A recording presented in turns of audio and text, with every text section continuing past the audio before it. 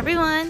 Please join me as I explore the March Air Museum in Riverside County today. Hope you will enjoy this video.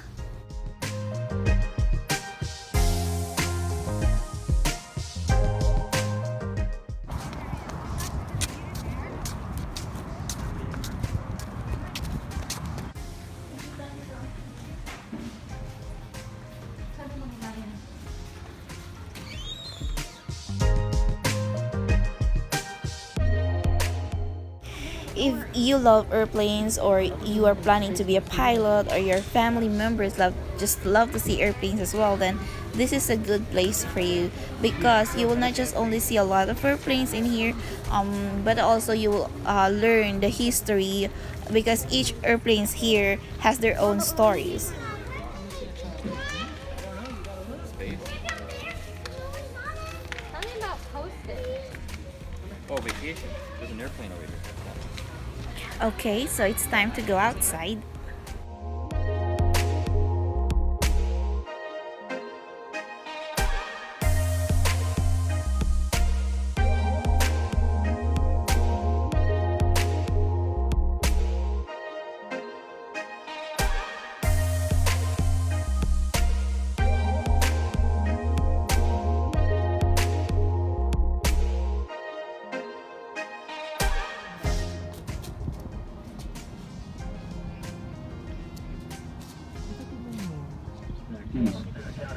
Our B-29 did serve against Japan in World War II from the Marianas, and it was in the Korean War. So even though we had a jet bomber, we still went back to the B-29 in the Korean War, 1950. That's interesting. That is a model of Little Boy, the Iranian bomb dropped by the Enola Gay on Hiroshima. The actual bomb was much larger, 10 feet long, weighed 10,000 pounds. And the B-29 was only used against Japan, never Germany, and it was the only pressurized bomber in World War II. That meant the crew did not have to deal with the elements of cold weather. They didn't have to breathe oxygen or dress for it. And if you've been in an airliner, you were pressurized, so hopefully you were comfortable. And certainly the one in the little hut over there to the far right was actually shot down 4 times, the 086 Cayuse.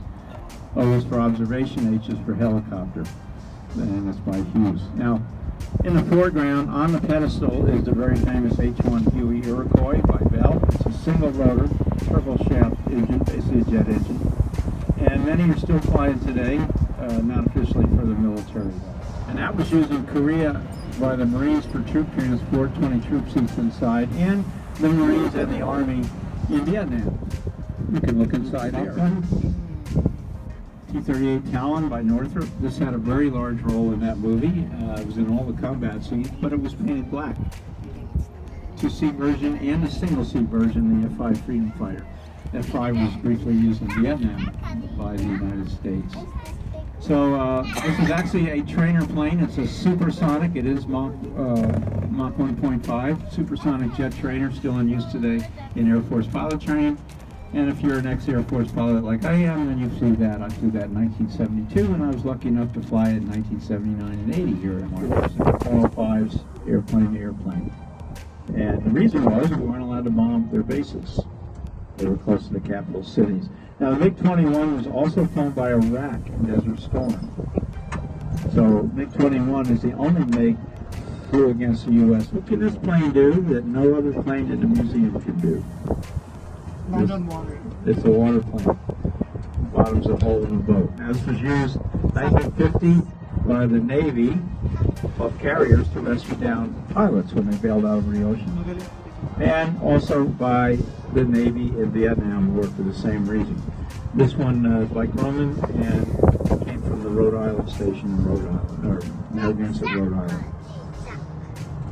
The right is an AN-2 Colt. Another Russian plane, not a MiG. Russian names their planes after the manufacturer. This is by Anatov. Third highest for this plane of all time, making that an interesting plane. Many still flying today. It's from 1948. It's designed to go slow. These fighters here are called Century Series because they begin with the number 100. They're mostly Cold War planes.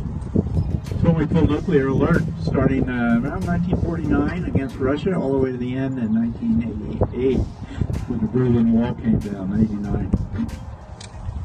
So in order, that's the F-100 Super Sabre, the very first supersonic jet fighter of the Air Force used in Vietnam. That's actually what the F-4 that we saw first replaced in that war.